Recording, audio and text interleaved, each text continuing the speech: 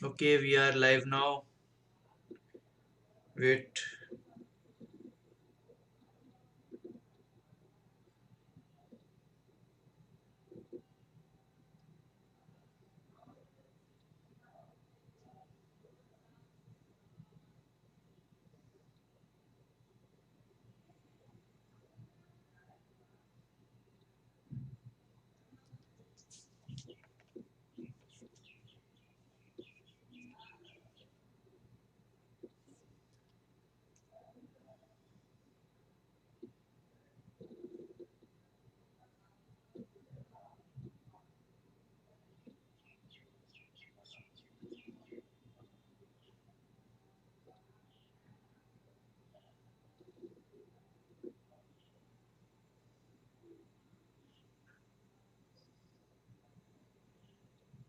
Just 1 minute.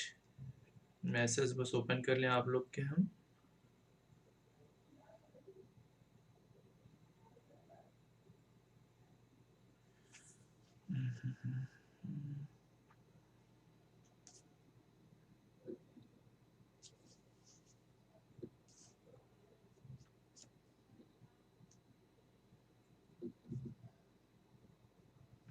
एक minute रुकिएगा आप लोग।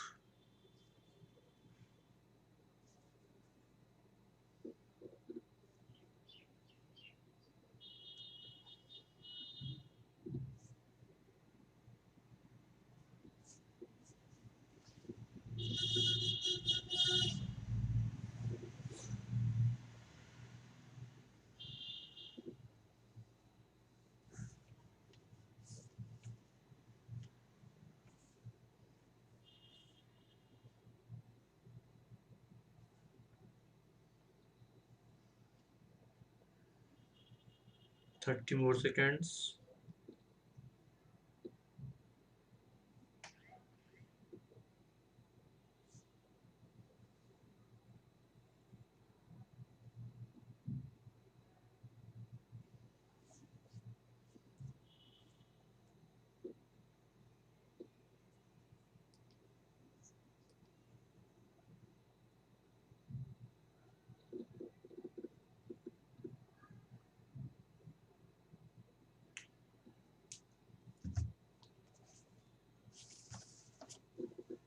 चलो भाई। ओके। आशीष कोई बात नहीं, वो कुछ अराजक तत्व आ जाते हैं जो इधर उधर से कोशिश करते हैं बट अच्छा नहीं कर पाते हैं, तो दूसरे का सोचते हैं चलो कुछ करते हैं। चलो उसको आप इग्नोर करिए, इधर आइए। तो आप सबके हम कमेंट्स पढ़ सकते हैं। Very good afternoon Rajesh, hi Ajay, hi Imtiaz, hello Satish, very good afternoon unknown person, hi Ashish, hello Divya, hi Virendra. चलो भाई, सभी लोग को ऑडियो वीडियो क्लियर है? ऑडियो वीडियो क्लियर है सभी को? Write yes in comment section.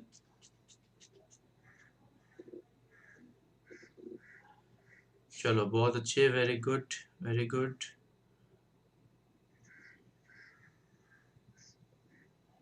चलो बहुत अच्छे, very good very good.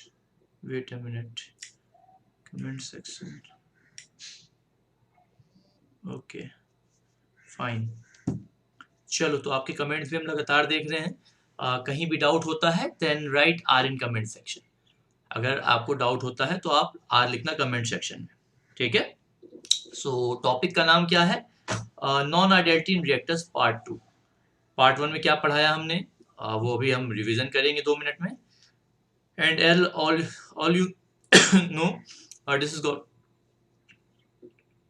Is Gaurav Srivastava sir, student from IIT BHU, faculty at GATE Chemical Institute, as well as educator at an academy, and I have 9+ years of teaching experience in GATE field and author of 15 books relating chemical engineering, जो आपके under graduate और gate दोनों के लिए beneficial है। आप market से या डायरेक्टली गेट केमिकल इंस्टीट्यूट से इसे प्राप्त कर सकते हो। मेरे द्वारा बनाई हुई टेस्ट सीरीज को अगर आप लेना चाहते हो या फ्री टेस्ट देना चाहते हो, exams.gatechemic.com पे आप जाके फ्री रजिस्टर कर सकते हो। Subscription discount related query plus classes के लिए जो अनअकैडमी के ऐप पे आती है, उसके लिए आप इस नंबर पे कॉल भी कर सकते हो और व्हाट्सअप भी कर सकते हो 9451707049। ठीक है। आफ्टर क्लास 1 घंटे तक इस नंबर पे हम अवेलेबल होते हैं। 1 घंटे के बाद से स्टाफ अवेलेबल होता है, कोई दिक्कत नहीं, स्टाफ भी आपकी पूरी हेल्प करेगा। ठीक है, चलो वेरी गुड। सो रेफरेंस बुक क्या है आपकी सीआरई के लिए? सीआरई के लिए आपको कौन कौन सी बुक लेनी है? सीआरई के लिए आपको ऑक्टेव 11 स्पिल लेनी है, फॉगलर लेनी है, और मेरे द्वारा लिखी हुई बुक भी आप ले सकते हो बाय गौरव श्रीवास्तव। पीवाईक्यूज की बुक भी मेरे द्वारा लिखी ले सकते हो, इसमें आपको एक्स्ट्रा नोट्स भी मिलते हैं। ठीक है, इसमें 1990 से आपको सॉल्यूशन मिलते हैं विद एक्स्ट्रा नोट्स। अनअकैडमी पे प्लस सब्सक्रिप्शन लेना चाहते हो, कोई दिक्कत नहीं है।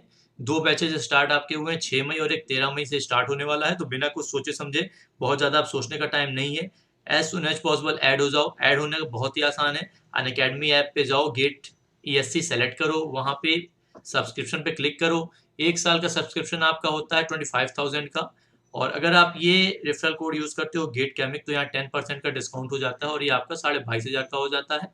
और 2 ईयर का होता है 30,000, आफ्टर डिस्काउंट ये हो जाता है 27,000। ठीक है, ध्यान रहे कोई भी अगर केमिकल इंजीनियरिंग ब्रांच का है तो उसके लिए यह रेफरल कोड मस्ट है फॉर माई कोर्सेज।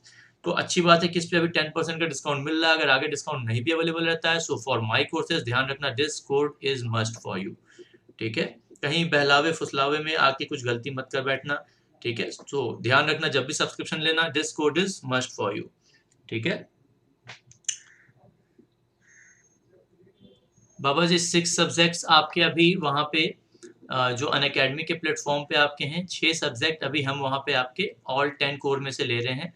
ये 6 के शेड्यूल आपके लगे हुए हैं। ठीक है, इन 6 के अलावा आपके 4 और सब्जेक्ट जो बचते हैं वो अदर फैकल्टीज आपकी ले रही हैं, बट कोई दिक्कत नहीं है। अगर इसमें भी आपको डाउट्स वगैरह होते हैं, डाउट क्लियरिंग सेशन में आप हमसे अपने डाउट्स क्लियर करा सकते हो। ठीक है, और ये आपकी एक साइकिल के रूप में चलती है। साइकिल का मतलब क्या है कि अगर आपने फर्स्ट सब्जेक्ट को कंप्लीट किया, ठीक है, अगर सेकंड सब्जेक्ट से आपने ज्वाइन किया है तो फिर से आपके लिए यहाँ पे फर्स्ट सब्जेक्ट वापस से आता है। तो सीधी सी बात है, जो बच्चे नए ज्वाइन होते हैं उनके लिए वापस से वो सब्जेक्ट लगाना पड़ेगा। ठीक है, चलो, सो कोई दिक्कत नहीं, अदर 4 सब्जेक्ट्स भी हो सकता है आगे लग जाएं। ठीक है, आफ्टर कंप्लीशन ऑफ ये जो हमारा लेक्चर लगे हुए हैं 6 सब्जेक्ट के, 27 अक्टूबर को कंप्लीट हो रहे हैं, इसके बाद से हो सकता है रिमेनिंग 4 सब्जेक्ट के लेक्चर भी लग जाएं। ठीक है, बट ये 6 तो आपके कंफर्म है जो आपके लगे हुए हैं। ठीक है, और अदर 4 के भी आप किसी भी डाउट क्लियरिंग सेशन में हमसे उस सब्जेक्ट के डाउट के बाद किसी भी सब्जेक्ट के डाउट पूछ सकते हो। तो अपने केवल 6 से 8 महीने हमें दे दो, मेरे अकॉर्डिंग आप तैयारी करो, देन नो प्रॉब्लम। सब कुछ आपका हमारे अकॉर्डिंग अगर आप करोगे तो डेफिनेटली जो आप चाहते हो वो आप प्राप्त करेंगे। ठीक है, किसी भी तरह की क्वेरी के लिए इस नंबर पे आप कॉल कर लीजिएगा या व्हाट्सअप कर लीजिएगा।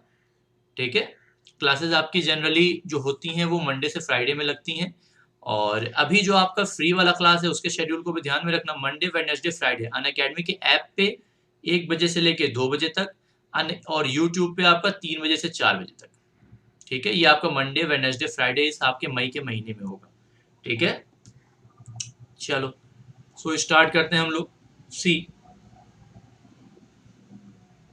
सो नॉन आइडियलिटी इन रिएक्टर्स, जैसा कि हमने आपको बताया था कि इसके बारे में आपने क्या देखा था कि आइडियल रिएक्टर्स आपके हैं PFR, CSTR and batch reactors, ये आपके 3 हैं। एंड प्लग फ्लो रिएक्टर्स के बारे में हमने आपको बताया था कि रियल कन्वर्जन जो आप निकालते हो अपने इस फॉर्मूले से, ठीक है, इस फॉर्मूले से आप निकालते हो, तो ये आपका क्या रियल कन्वर्जन होता है? नहीं, ये रियल कन्वर्जन नहीं होता है। क्यों? क्योंकि प्लग फ्लो में आप मानते हो कि ये आपका फ्लैट प्रोफाइल है। प्लग फ्लो में आप मानते हो क्या है? ये आपका फ्लैट प्रोफाइल है। ठीक है, लेकिन एक्चुअल में क्या प्लग फ्लो आप प्राप्त कर पाते हो? नहीं, आप प्लग फ्लो को प्राप्त नहीं कर पाते। ठीक है, आप प्लग फ्लो को प्राप्त नहीं कर पाते। ठीक है, सो चूंकि आपको यहाँ प्लग फ्लो नहीं मिल रहा है, अगर प्लग फ्लो आपको नहीं मिल रहा है तो सीधी सी बात है, जो कन्वर्जन आपने इस रिएक्शन के द्वारा, इस डिजाइन इक्वेशन के द्वारा निकाला है, वो आपका सेम टू सेम नहीं होगा, वो आपका सेम टू सेम नहीं होगा। तो इसीलिए हमारे इस रिएक्टर में क्या नॉन आइडियलिटी प्रेजेंट है वो हमें देखनी होती है। इस रिएक्टर में हमारी क्या नॉन आइडियलिटी प्रेजेंट है ये हमें देखनी होती है। तो सीधी सी बात है, इसमें हम कहते हैं हर एक मॉलिक्यूल सेम टाइम स्टे किया है, जबकि जनरली अगर ये लेमिनार फ्लो में है तो आपका सेंटर वाला कम टाइम स्पेंड करेगा, ये आपका ज़्यादा टाइम स्पेंड करेगा।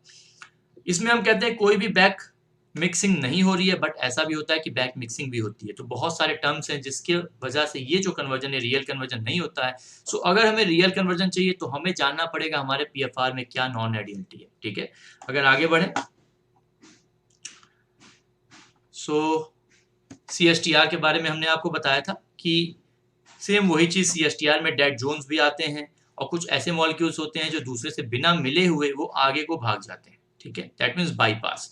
तो इसके वजह से सारे मॉलिक्यूल्स का अंदर residence time same to same नहीं होता है, कुछ पहले निकल जाते हैं कुछ बाद में। जैसे कि अगर आपने रेड इंक को अंदर डाला है, इंट्रोड्यूस किया है, सो रेड इंक को अगर आपने अंदर डाला है तो यहाँ से शुरुआत में क्या आपका सारा रेड इंक निकल जाएगा? नहीं, पहले आपका हल्का हल्का थोड़ा निकलेगा, फिर और निकलेगा और निकलेगा और धीरे धीरे धीरे धीरे धीरे धीरे करके निकलेगा। सारा रेड का रेड इंक जो आपने एक बैग टाइम t बराबर 0 में इंट्रोड्यूस किया वो एक साथ नहीं निकला।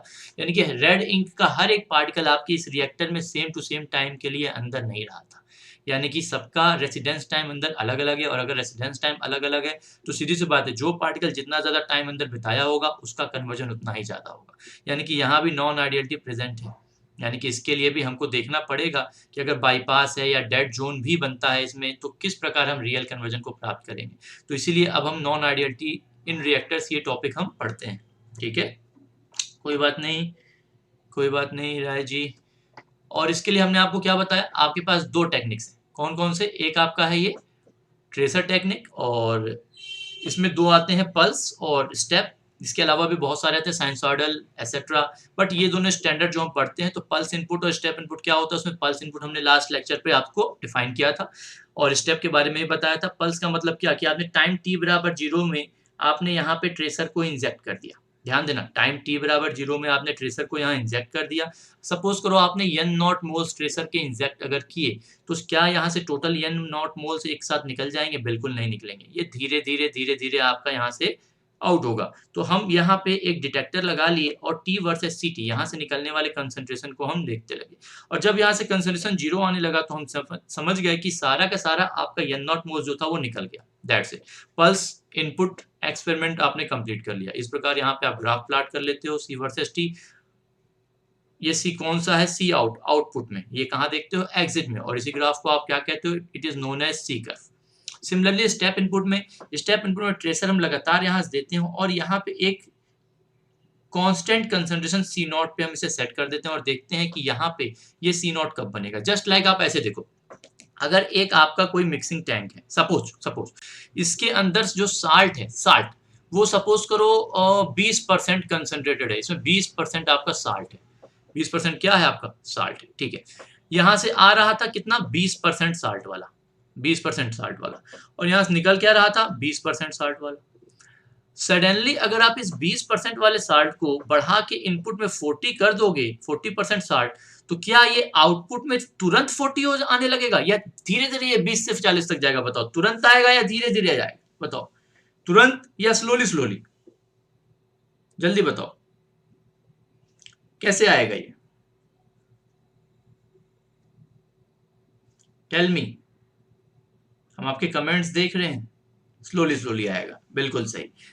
ये एक बैग आपका नहीं आएगा। तो सेम टू सेम यहाँ भी वही है कि आप इनपुट में जब यहाँ पे देते हो, आप इनपुट में यहाँ पे जब C नॉट देते हो तो एक बैग यहाँ पे C नॉट नहीं होता, ये धीरे धीरे धीरे धीरे धीरे धीरे C नॉट तक अप्रोच करता है। जब C नॉट आ गया मीन्स स्टडी स्टेट अचीव हो गया, तो आपका एक्सपेरिमेंट नाउ कंप्लीटेड। और इस कर्व को कहते हैं, ये भी C कर्व है but this C curve for step input. ठीक है, तो ये हमने लास्ट लेक्चर में पढ़ा हुआ था। देन पल्स टेस्ट के बारे में हमने आपको फिर से बताया था। Then area under the curve के बारे में आपको निकालना सिखाया था। एरिया अंडर ई कर्व क्या है? 0 to infinite CT DT। Infinite क्यों लिया था? बिकॉज आगे तक कहीं तक भी जाए तो उसके आगे जो इनफाइनाइट वाला टर्म है वो एरिया अंडर कर्व क्या होता है? 0। ठीक है, तो अगर 10 ही तक है तो 0 टू 10 ही आएगा, और 10 टू इनफाइनाइट के सारे वैल्यूज क्या हो जाएंगे? 0 हो जाएंगे। तो area under the curve 0 to infinite CT DT आया था। और फिर हमने आपको बताया था कि रेट ऑफ मोल जो आपका आउटपुट में, ये कहाँ देख रहे हो? ये आउटपुट में देख रहे हो, इनपुट में नहीं है। V नॉट गुड़े आउटपुट के कंसंट्रेशन को मल्टीप्लाई कर देते हो तो क्या आता है? देखो V नॉट क्या है? मीटर क्यूब पर सेकंड। ये मोल पर मीटर क्यूब, मोल मीटर क्यूब का मीटर क्यूब कैंसिल, मोल पर सेकंड यानी कि dN/dt। अब इसी को आपने यहाँ सॉल्व किया था it looks like first order linear differential equation of variable separable type. इस प्रकार आप ये प्राप्त कर लिए थे। इसका ये वाला पार्ट क्या था, ये वाला पार्ट एरिया को शो कर रहा था, यानी कि एरिया बराबर आप लिख सकते हो N naught by V naught, तो हमने वही लिख दिया था कि एरिया और कुछ नहीं है। अगर आप total number of initial moles जानते हो, कितना आपने पल्स इनपुट के लिए इंजेक्ट किया है, प्लस आप जान रहे हो वॉल्यूमेट्रिक फ्लो रेट क्या है, तो आप एरिया अंडर कर्व आप इससे भी निकाल सकते हो। एग्जाम में हो सकता है एरिया अंडर कर्व दिया हो या नॉट पूछ रहा हो, वी नॉट दिया हो, तो ऐसे छोटे मोटे न्यूमेरिकल्स आप सॉल्व कर सकते हो। न्यूमेरिकल का भी एक अच्छा सा सेशन हमने रखा है, उसमें ढेर सारे हम न्यूमेरिकल्स सॉल्व करेंगे। ठीक है, चलो सतीश पूछा सर पीएफआर में डेड जोन होता है, या सतीश पीएफआर में भी हो सकता है आपका, पीएफआर में भी आपका हो सकता है। डेड जोन का मतलब क्या होता है कि कोई एक ऐसा जोन बन गया है जहां पे लगातार वो घूम रहा है और बाहर नहीं निकल रहा है। पीएफआर ले लो या पैक्ड बेड रिएक्टर ले लो, दोनों ही आप सेम टू सेम कह सकते हो। ठीक है, दोनों का डिजाइन इक्वेशन और वर्किंग सब सेम टू सेम है। सो उसमें भी आपका डेड जोन अवेलेबल हो सकता है। कोई ऐसा साइड पे फ्लो तेजी से आ रही हो और कुछ ऐसा एंगल निकल रहा हो, अंदर कुछ आपका कुछ इनएक्यूरेसीज आ गई हो, तो सीधी सी बात है वहां पे आपका डेड जोन बन सकता है। ठीक है सतीश, क्लियर है?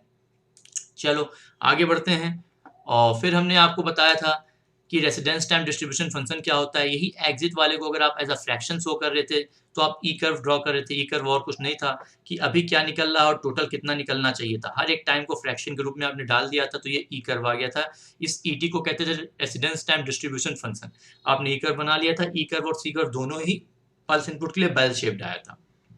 फिर लास्ट लेक्चर में जो हम आए थे नॉर्मलाइज्ड आरटीडी फंक्शन, ठीक है, नॉर्मलाइज्ड आरटीडी फंक्शन, इसके बारे में आपको बताने वाले थे ये क्या है। देखो अगर आपसे हम पूछें, अगर आपसे पूछें ईटी, चलो अब आगे देखते हैं। यहां तक क्लियर है सभी को? Write yes in comment section, तो हम आगे बढ़ जाएं। क्लियर है सभी को? Any doubt? क्लियर है सभी को? Write yes in comment section. चलो बहुत अच्छे, very good very good very good, very nice, बहुत अच्छे। चलो सो देखो ईटी, ईटी की आप हमको बताओगे सर यूनिट क्या थी, बताओ ईटी की यूनिट क्या थी, आप बता सकते हो? What is the unit of ET? ET की यूनिट क्या थी? हम आपके कमेंट्स देख रहे हैं, बताओ ईटी की यूनिट क्या थी? टेल मी, जल्दी जल्दी जल्दी बताओ, what is the unit of ET?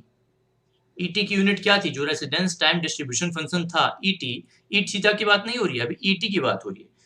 Time inverse, Satish ने कहा sir it's time inverse, okay very nice. इसकी यूनिट क्या होती है? Time inverse. सेकंड में टाइम है तो सेकंड का इनवर्स ले लेने का, मिनट में है तो मिनट का ले लेने का। और अभी जो आपने ई कर्व बनाया था उसके बारे में देखते हैं, हम ई कर्व देखते हैं। एक बात और ध्यान रखना, ई कर्व हमेशा बेल शेप्ड नहीं आता है। ये जो नहीं कि हमेशा बेल शेप्ड है, ये चेंज भी हो सकता है। ठीक है, कंडीशन क्या है इस पे डिपेंड करता है। जैसे सपोज करो, अभी आगे आपको डिटेल में बताएंगे, ठीक है, CSTR, PFR, CSTR with bypass and dead zone, PFR with bypass and dead zone, सब कुछ हम कवर करने वाले हैं। Mean residence time, variance, skewness तक आपका कवर हो जाएगा। ठीक है, सो यहाँ देखो ये क्या है, सपोज करो ये CSTR, हम आइडियल CSTR की बात कर रहे हैं। आइडियल का मतलब देयर इज नो, इसमें कोई भी आपका डेड जोन नहीं है, कोई बाईपास नहीं है, आइडियल CSTR की बात कर रहे हैं। ठीक है, सपोज करो आइडियल CSTR के लिए अगर आपको ई कर्व हम प्लॉट करने को कहें, आपको सर हम पल्स टेस्ट लेंगे, ठीक है, पल्स टेस्ट ले लो पल्स टेस्ट। यहाँ पे आपने टाइम t बराबर 0 में पल्स ट्रेसर को इंजेक्ट कर दिया, आपने टाइम t बराबर 0 में ट्रेसर को इंजेक्ट कर दिया। जैसे ही आप अंदर इंजेक्ट करोगे तो टाइम t बराबर 0 पे अंदर में कंसंट्रेशन क्या होगा? जो आपने जितना इंजेक्ट किया दैट इज C0। और आपके आइडियल CSTR के लिए कहा जाता है कि अंदर यूनिफॉर्मिटी होगी, और जो अंदर, अगर अंदर CA है तो बाहर भी CA होगा। तो सीधी बात है, इस समय बाहर में इनिशियली जो पहला आना स्टार्ट होगा, कहां से स्टार्ट होगा? C0। और धीरे धीरे चूंकि ट्रेसर तो आप बाहर से इन कर नहीं रहे हो, तो ये आपका घटता जाएगा, तो बाहर का कंसंट्रेशन भी घटता जाएगा, घटते एक समय ऐसा आएगा कि अंदर भी खत्म और बाहर भी खत्म, यानी कि 0 हो गया। यानी कि आप इसके लिए जब ई कर्व को ड्रॉ करोगे, इसके लिए ई कर्व अभी आगे डिटेल में इसको फिर से बताएंगे, अभी जस्ट आपको बता रहे ताकि आप ई कर्व में कंफ्यूज ना करो। आप ये ना सोचो कि हमेशा बेल शेप्ड आता है और कभी ऐसे कभी वैसे क्यों हो जाता है। सिचुएशन पे डिपेंड करता है आप किस केस के लिए वो एक्सपेरिमेंट कर रहे हो। ठीक है, तो अभी हमने सिंपल पाइप के लिए किया था, सिंपल पाइप टाइप का एक PFR टाइप का जो था पीछे हमने दिखाया। अब हम ये किसके लिए कर रहे हैं? वो सिंपल पाइप था, सिंपल एक पाइप। अब ये है ये CSTR, आइडियल CSTR कह रहे हैं। ठीक है, सो अब क्या आएगा? सीधी सी बात है, पहले आपका ये C0 निकलेगा एग्जिट में। ये क्या है? ये आपका एग्जिट साइड में, भाई ई कर्व कहां देखते हो आप? रेसिडेंस टाइम डिस्ट्रीब्यूशन फंक्शन कहां देखते हो? RTD function ET exit side पे देखते हो, इन इनपुट पे कुछ नहीं देखते हैं, कहां देखते हैं? एग्जिट। तो एग्जिट में बोलो सी नॉट आएगा कि नहीं स्टार्टिंग में टाइम टी बराबर 0 पे, बताओ आएगा कि नहीं आएगा?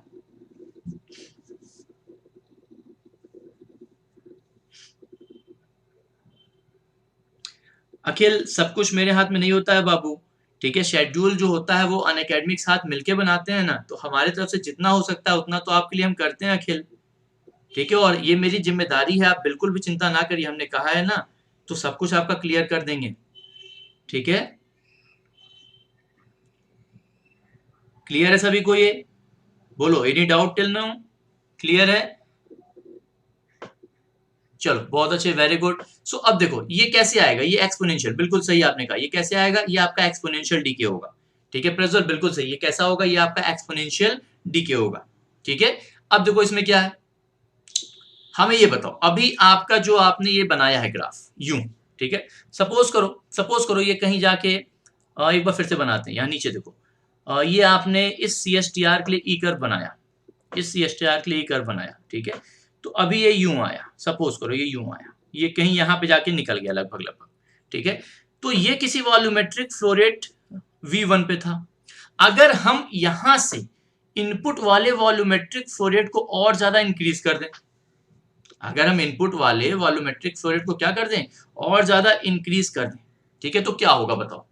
अगर इसे आप और ज्यादा इंक्रीज कर दोगे तो क्या होगा? क्या स्टिल ये ई कर्व जो आप देख रहे हो ऐसा ही होगा? बताओ, बोलो। अखिल एंड बाबा जी चिंता ना करिएगा, ठीक है। हमने कहा है तो आपके सारे डाउट्स हम क्लियर करेंगे, ठीक है, और आगे भी देखेंगे। सेम होगा कि नहीं ये बताओ पहले, ये यस और नो, यस और नो, क्या सेम होगा? आशीष कह रहे हैं नहीं, वीरेंद्र कह रहे हैं नहीं, सतीश भी कह रहे हैं नहीं, Rahi, Renu, very good very good. बाकी बाकी सब लोग बताओ, क्या ये सेम होगा? या ये सेम नहीं होगा, ये सेम नहीं होगा। तो अगर आप इसको इंक्रीज करते हो, अभी मान लो ये V1 है, ठीक है, V1 से इंक्रीज, पहले मान लो ये आपने वॉल्यूमेट्रिक फ्लो रेट दिया था 10 मीटर क्यूब पर सेकेंड, अब आपने वॉल्यूमेट्रिक फ्लो रेट को इंक्रीज करके कर दिया 20 मीटर क्यूब पर सेकेंड, अब क्या होगा बताओ? सीधी सी बात है, या स्पेस टाइम कम हो जाएगा। मतलब आपके कहने का मतलब है कि अब ये थोड़ा पहले ऐसे निकल रहा था, तो अब ये और पहले निकल जाएगा, अभी यहीं पे निकल जाएगा।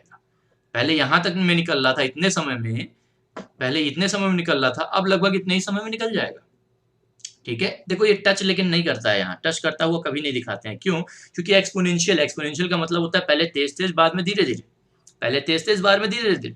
तो कभी भी अगर एग्जाम में आपको दो ग्राफ दे, एक ग्राफ आपको दे यूं सी एस टी आर का ही कर, और एक ग्राफ दे आपको यूं, ठीक है, तो इस पे टिक मार के आना, ये रॉन्ग है, ठीक है। नंबर 1 क्या है? रॉन्ग है। और ये क्या है? ये आपका राइट है। अगर दोनों कर्व देता है तो ये बात ध्यान रखना, ये बहुत बड़ा फैक्टर है कि लगभग ये जाके छुआ देगा, लेकिन दिखाएगा छुआ रहा है लेकिन बहुत आगे जाके, ठीक है। ऐसा एक क्वेश्चन आपके गेट में एक बार पूछा भी गया है, एप्टीट्यूड सेक्शन में था वो एक्सपोनेंशियल के फॉर्म में वही हमें बताना था, ठीक है। चलो, तो इसी के लिए हमको जरूरत पड़ी किसकी? नॉर्मलाइज्ड आरटीडी कर्व की। जैसा कि आप जानते हो, आप केमिकल ब्रांच के हो, बट अगर मैकेनिकल इंजीनियरिंग में जाओ तो उसमें ऑलमोस्ट केमिकल के अगर कंपेयर में आप देखोगे तो कंपैरिजन टू केमिकल, मैकेनिकल में आपके ऑलमोस्ट 10 टाइम्स या उससे भी ज़्यादा बच्चे होते हैं, 10 to 15 टाइम्स बच्चे होते हैं मैकेनिकल में, ठीक है। अगर मैकेनिकल 10 to 15 टाइम्स हैं तो उनका आपको पता है एक से ज़्यादा सेशन में एग्जाम होता है, एक से ज़्यादा सेशंस में एग्जाम होते हैं, कभी 2 सेशन, सपोज कर 2 सेशन में है तो क्या होगा? अब आपके दोनों सेशन में एक में जो क्वेश्चन है वही दोबारा दूसरे में तो क्वेश्चन दे नहीं सकते, तो इसका डिफिकल्टी लेवल कुछ और था, इसका डिफिकल्टी लेवल कुछ और था, तो इसमें कोई 67 पाया है और ये वाला पेपर ज्यादा हार्ड था, इसमें 65 पाया है, तो इन दोनों को इक्वल माना जाएगा, दोनों की रैंक सेम मानी जाएगी, ठीक है। सो कैसे सेम मानी जाएगी? अब इन दोनों का नॉर्मलाइज्ड मार्क्स निकाला जाएगा, तो देखोगे उनके मार्कशीट में हमेशा ही नॉर्मलाइज्ड मार्क्स भी होते हैं कि आपके नॉर्मलाइज्ड मार्क कितने हैं, समझ रहे हो? आपका नॉर्मलाइज्ड मार्क कितना है? तो नॉर्मलाइज्ड मार्क से क्या हुआ? ये पेपर की डिफिकल्टी जैसे भी हो इस इफेक्ट को खत्म कर दिया, ठीक उसी प्रकार अब जो ये नॉर्मलाइज्ड आरटीडी कर्व है आपका ई थीटा, ये भी इस सारे इफेक्ट को खत्म कर देता है। यानी कि अब अगर आपको हम यहाँ ई थीटा कर्व बनाएं इसी सी एस टी आर के लिए, तो फिर आपका ई थीटा कर्व यूं आएगा, ये क्या है? ये आपका ई थीटा हो गया, क्या हो गया? E theta versus theta, E theta versus theta. और ये फॉर एनी, ये क्या है, for any value of v, कोई भी वॉल्यूमेट्रिक फ्लो रेट हो ये सेम टू सेम आएगा। अब सवाल यहाँ ये है कि ये ई थीटा और थीटा क्या है, ई थीटा और थीटा क्या है। ठीक है, तो चलो आगे देख लो यहाँ पे, वेट अ मिनट। अगर आप ई थीटा की बात करोगे तो अभी आपने बनाया था जो ई टी, वो ई टी वर्सेस टी था। तो ये देखो ध्यान दो, ये डायग्राम पल्स टेस्ट वाला ही चाहो तो ले लो। ठीक है, अगर पल्स टेस्ट वाला लेते हो तो कुछ यूं था, ये था ना आपका पल्स टेस्ट वाला। सो ये क्या था, ये ई टी था वर्सेस टी। तो यहाँ पे आपकी यूनिट क्या थी, सेकेंड, और यहाँ पे यूनिट क्या है आपकी इसकी, सेकेंड पे इनवर्स। ठीक है, सेकेंड पे inverse into second. Overall unit क्या आ रही है, अगर एरिया निकालते हो दोनों को मल्टीप्लाई करोगे, यानी कि ये क्या है, यूनिटलेस, यूनिटलेस। अब हम क्या करते हैं, एक रिएक्टर वॉल्यूम को प्रोसेस करने में लिया गया समय कहलाता है टाउ। तो ज्यादा कुछ नहीं करते हैं हम, इस टाइम को अब नया ग्राफ जो ड्रॉ करेंगे उसमें हम टोटल टाइम मैक्सिमम कितना हो सकता है, tau, that is space time. ठीक है, सो अब हम इस टाइम को उस टोटल से डिवाइड करते हुए चलेंगे, यानी कि टी बाई टाउ, और यही टी बाई टाउ थीटा कहलाता है, dimension less time. T by tau क्या है आपका, डायमेंशन लेस टाइम। ठीक है, एंड अब यहाँ पे क्या होगा, यहाँ पे ई थीटा होगा, तो ई थीटा भी आपका डायमेंशन लेस होगा, तभी तो डायमेंशन लेस गुणे डायमेंशन लेस, और आपकी एरिया अंडर कर्व क्या आएगा, डायमेंशन लेस, यानी कि यूनिट लेस। तो आपका ई थीटा कैसे डिफाइन होता है, ई थीटा जो होता है आपका इस ई टी में, जैसे यहाँ पे आपने टाउ को डिवाइड किया है तो यहाँ ई टी में टाउ को क्या कर दे, मल्टीप्लाई, तो same to same tau into 1/टाउ, इफेक्ट खत्म हो गया एरिया के अंदर। अगर आप टाउ इंटू 1/टाउ कर दो तो इफेक्ट क्या हो रहा है एरिया के अंदर, देखो खत्म हो जा रहा है ना। सो बस दैट्स इट। तो ये ई थीटा देखो क्या है, ये आपका टाइम इनवर्स, और ये टाइम देख सकते हो, ये भी क्या है आपका, ये भी यूनिट लेस है। तो अगर कभी आपसे कोई पूछे कि नॉर्मलाइज्ड आरटीडी फंक्शन की यूनिट क्या होती है, तो कहोगे यूनिट लेस। आरटीडी फंक्शन की यूनिट क्या होती है, आप कहोगे sir time inverse, that's it. अब ये देखो ई थीटा वाले कर्व के लिए चाहे कैसा भी आपका कुछ भी अब हो आपका टाउ की वैल्यू, ये हमेशा सेम टू सेम आएगा फॉर एनी, ये हमेशा सेम आएगा। क्यों, क्योंकि आपने इसमें टाउ के इफेक्ट को ले लिया और अब एज अ फ्रैक्शन ले रहे हो, कितने फ्रैक्शन से उतने फ्रैक्शन तक कुल टाइम में कैसे जा रहा है। तो कुछ भी टाउ की वैल्यू हो, चूंकि दोनों में टाउ गुणे टाउ होके कैंसिल हो जा रहा है, तो अब इस कर्व पे कोई भी इफेक्ट नहीं आता। इसी को हम क्या कहते हैं, नॉर्मलाइज्ड आरटीडी कर्व। बोलो क्लियर है सभी को, क्लियर है तो यस लिखो कमेंट में, सभी को क्लियर है, सभी को क्लियर है, जल्दी जल्दी बताओ, क्लियर है तो यस लिखो कमेंट में, क्विक।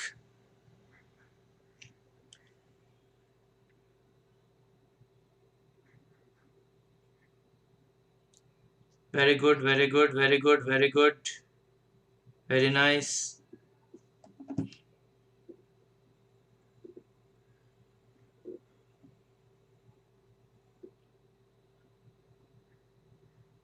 चलो इम्तियाज, कुछ क्लियर ना हो तो कुछ क्वेश्चन पूछ लो, क्वेश्चन।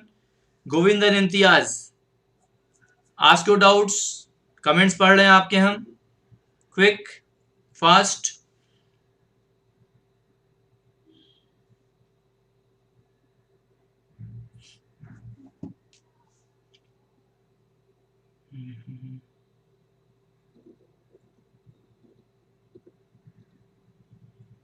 कोई दिक्कत नहीं है, चलो okay, very good, very good. तो चलो आगे बढ़ते हैं। नेक्स्ट हमारा क्या है, नेक्स्ट हमारा है स्टेप इनपुट। तो पल्स इनपुट को फिलहाल अभी रोकते हैं, वापस से पल्स इनपुट पे आएंगे। CSTR with bypass, CSTR with dead zone, PFR with bypass, PFR with dead zone. अब हम चलते हैं स्टेप इनपुट की तरफ और देखते हैं स्टेप इनपुट क्या है, व्हाट इज स्टेप इनपुट, और इसमें आप ग्राफ कैसे प्लॉट करते हो।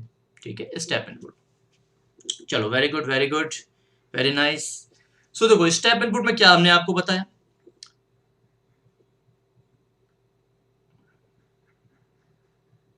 सपोज करो ये आपका वो रिएक्टर है जिसमें आप नॉन आइडियलिटी देखना चाहते हो। ठीक है, कुछ वॉल्यूमेट्रिक फ्लो रेट V0 से इन हो रहा था और वॉल्यूमेट्रिक फ्लो रेट V0 पे ही आउट हो रहा था। यहां से आपने स्ट्रेसर को इंजेक्ट किया, यहां अगर U सिंबल बना दिया, मतलब ये क्या है, ये पल्स इनपुट है।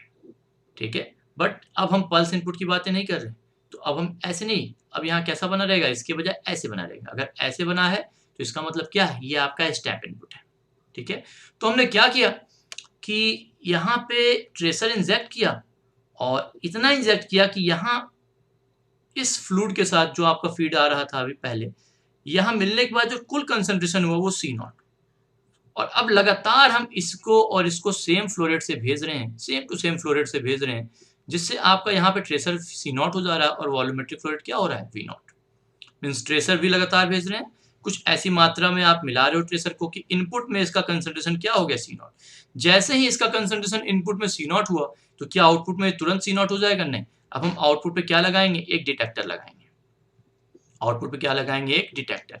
और फिर वही कहानी, हम एक्सपेरिमेंट जो ये कर रहे हैं, लगातार आउटपुट में हम ट्रेसर को ट्रेस करेंगे और T वर्सेस C आउटपुट में देखेंगे कि CT की वैल्यू क्या है। CT मीन्स समय के साथ आउटपुट में ट्रेसर का कंसंट्रेशन आपको क्या मिल रहा है, समय के साथ आउटपुट में ट्रेसर का।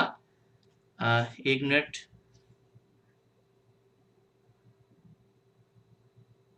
गोविंद क्या एक्सप्लेन करना है बाबू? देखो बाबू, साई, रोहिणी, सारे 10 सब्जेक्ट्स एक फैकल्टी के द्वारा पढ़ा पाना ये संभव नहीं होता है, और 10 सब्जेक्ट्स एक फैकल्टी के द्वारा पढ़ा पाना संभव नहीं है। ठीक है, क्यों? क्योंकि इसमें टाइम लगता है बाबू। ठीक है, एक एक सब्जेक्ट में टाइम लगता है, और अगर आप नए बच्चे आते हैं तो उसके लिए फिर से वो सब्जेक्ट करना पड़ता है। तो देखो मेरे हाथ में बाबू जो है 6 सब्जेक्ट अभी हमारे पास हैं, इसके अलावा भी आते हैं तो डेफिनेटली हम कर सकते हैं, बट ये सब कुछ मेरे हाथ में नहीं होता है। ठीक है, इसके लिए डायरेक्टली आप चाहो तो अनअकैडमी ऐप पे वहाँ पे रिक्वेस्ट कर सकते हो कि सर गौरव सर के 6 सब्जेक्ट हैं, वी नीड मोर सब्जेक्ट्स या ऐसा कुछ। ठीक है, बट वो भी अभी गारंटी नहीं, क्योंकि देखो टाइम का फैक्टर भी है कि कितना टाइम हम दे पाते हैं। अभी आपके ऑफलाइन क्लास भी स्टार्ट हो जाएंगी जैसे ही आपका लॉकडाउन खत्म होगा, तो भाई ऑफलाइन क्लासेस में भी बिजी रहते हैं, तो 6 सब्जेक्ट तो ऑलरेडी आपके 10 में से आ रहे हैं। ठीक है, तो 10/10 के अभी तो हम आपको ये गारंटी नहीं दे सकते कि आपके 10 के 10 सब्जेक्ट हम आपको पढ़ा देंगे। ठीक है बाबू, सो हम 6 सब्जेक्ट जो पढ़ा रहे हैं, बाकी भी अगर 4 में आपको कोई भी डाउट आता है, कोई भी दिक्कत आता है, कोई दिक्कत नहीं है, आप हमसे अपने डाउट्स पूछ सकते हो। ऑल 10 सब्जेक्ट डाउट्स, आप सारे के सारे 10 सब्जेक्ट के डाउट हमसे पूछ सकते हो। ठीक है साई, क्लियर है? देखो वो सब कुछ मेरे हाथ में नहीं है, जैसे हम यहाँ एक वर्कर ही हैं, समझ लो हम क्या है, जस्ट एन एजुकेटर, माना एजुकेटर हेड हैं, बट एक एजुकेटर ही हैं। ठीक है, और अनअकैडमी प्लेटफॉर्म बहुत बड़ा है। ठीक है, सो वहां पे आप एक कोई भी फैकल्टी देख लोगे किसी भी ब्रांच में, वो टोटल 10 सब्जेक्ट नहीं ले पाती है। क्यों? क्योंकि टाइम का भी एक वो होता है भाई, हमें 6 महीने के अंदर आपके सारे सब्जेक्ट कंप्लीट करने होते हैं, तो अगर 6 मंथ में कंप्लीट करने हैं और उसी में फिर से हमारा नया शेड्यूल स्टार्ट करना है तो सीधी सी बात है कि आप नहीं कर पाओगे। कोई भी 10 सब्जेक्ट अगर हम ही पढ़ाने लगेंगे, पता चलेगा पहला ही आपका चला जाएगा फरवरी तक। ठीक है, पहला ही चला जाएगा फरवरी तक, और जब पहला ही फरवरी तक जाएगा तो जो बच्चा बाद में ज्वाइन हुआ है, भाई लाइव इज लाइव, यहाँ पे रिकॉर्डिंग देखोगे तो वो मजा नहीं देगा। ठीक है, तो आपको लाइव देखनी है, लाइव क्लास देखनी है, क्योंकि डाउट तो आप अपने लाइव में क्लास में ही पूछोगे। तो सीधी सी बात है, जो बच्चा बाद में ज्वाइन किया फिर उसके लिए हमें करना है, उसके लिए हमें फिर से करना है, क्योंकि अगले बच्चे को बोला गया कि भाई आपका सिलेबस कंप्लीट होगा, तो सीधी सी बात है उसको फिर से कराना पड़ेगा। तो एक फैकल्टी के द्वारा बाबू 10 सब्जेक्ट संभव नहीं है, बट उसके बाद भी आप डायरेक्टली अनअकैडमी से वो कर सकते हो, बिकॉज देखो हम भी जस्ट एन एम्प्लॉय ही हैं, हम भी क्या है, एक एजुकेटर हैं, हम अनअकैडमी के मालिक नहीं है ना बाबू। ये आपके पता नहीं कितने सारे कोर्सेज देता है, तो आप समझ नहीं पा रहे हो। ठीक है, तो हम आपको अपने तरफ से ये बेनिफिट दे रहे हैं ना कि आप 10 सब्जेक्ट्स के डाउट, अगर आपको दिक्कत है, हालांकि दिक्कत नहीं है, आप पढ़ोगे समझ में आएगा, लेकिन अगर दिक्कत है आपको, अगर अदर 4 सब्जेक्ट्स में आपको दिक्कत है, कोई दिक्कत की बात नहीं है, आप हमसे बताइए, उनके डाउट्स बताइए, स्पेशल डाउट क्लियरिंग सेशन आपके हम उस पर रखवा सकते हैं कि आप इस सब्जेक्ट के डाउट्स हमसे उस समय पूछ लीजिएगा। ठीक है साई, क्लियर है? ठीक है बाबू, चलो गोविंद क्या एक्सप्लेन करना है बताइए जरा इसमें। तो साई अगर आप ज्वाइन करते हो तो 6 सब्जेक्ट्स तो हम आपको लेंगे, और रिमेनिंग 4 के भी डाउट्स आपके क्लियर करेंगे। आप टोटल मेरे कोर्स में रहोगे तो डेफिनेटली आप, मेरी जिम्मेदारी बनती है कि आपके सारे डाउट्स ये अपने तरफ से हम क्लियर करेंगे। ठीक है, चलो आगे बढ़ा जाए, कैन वी प्रोसीड? चलो, सो स्टेप इनपुट पे वापस से आते हैं। यहाँ ध्यान दो, स्टेप इनपुट में आपका क्या है, स्टार्टिंग में V0 आपका इन हो रहा है, वी नॉट, ठीक है, ओके। यहाँ पे हमने कंसंट्रेशन देना स्टार्ट कर दिया, ये आपका क्या हो गया, ये आपका सी नॉट हो गया, ये क्या हो गया, ये आपका सी नॉट हो गया, ओके। अब आपका आउटपुट में क्या ये सी नॉट डायरेक्टली आएगा, नहीं आएगा। देखो अगर यहाँ पे एक छोटा सा हम आपके लिए सी यानी कि कंसंट्रेशन का ग्राफ बनाए, ये पहले इन साइड का बनाते हैं, इन। तो इन साइड में आपने क्या किया, सी इन है, ये आउट नहीं है, ध्यान देना।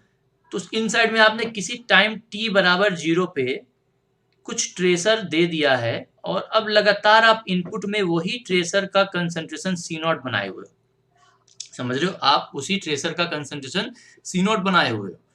अब ये जो आपका एग्जिट साइड में आ रहा है, एग्जिट, ये क्या होगा, आप देखोगे अलग अलग टाइम पे सीटी की कुछ वैल्यू यहाँ पे होगी, और ये एक्सपेरिमेंट आप तब तक कंटिन्यू रखोगे जब तक ये सीटी बढ़ते बढ़ते बढ़ते सी नॉट यानी कि इनपुट में जो था वहां तक ना पहुंच जाए।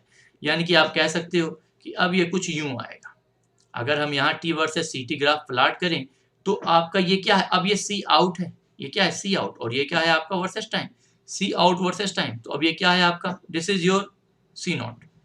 मैक्सिमम ये कहाँ तक जा सकता है, ये जा सकता है आपका सी नॉट तक, और यही कर्व क्या कहलाता है, this curve is known as C curve for step input. क्या ये C curve for step input है। बोलो किसी को इस कर्व में दिक्कत है, अगर प्रॉब्लम नहीं है तो इस कर्व के कैरेक्टरिस्टिक्स को हम देखते हैं। क्लियर है, then write yes in comment section, quick, जल्दी से। अगर यहां तक क्लियर है then write yes in comment section. Very good Ashish, बहुत अच्छे, वेरी गुड प्रज्वल, दिव्या।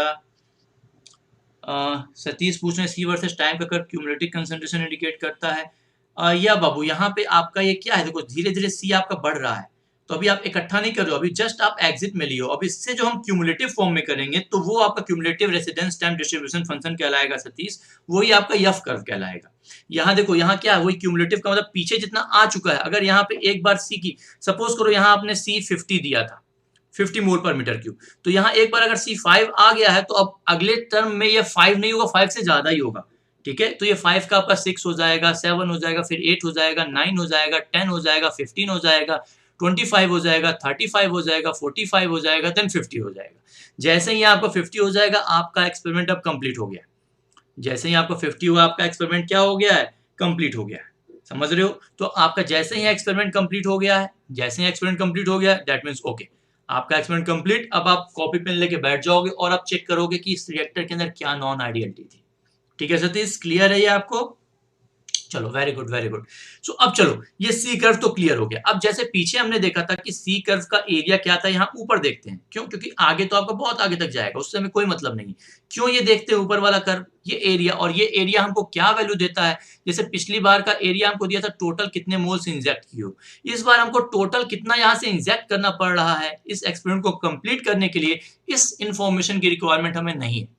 इस बार टोटल आपको यहाँ से कितना इंजेक्ट करना पड़ रहा है इसकी इंफॉर्मेशन की रिक्वायरमेंट हमें नहीं है, हमें इससे कोई भी मतलब नहीं है कि यहाँ से आप टोटल कितना इंजेक्ट करते हो, हमें इससे कोई भी लेना देना नहीं है, ठीक है।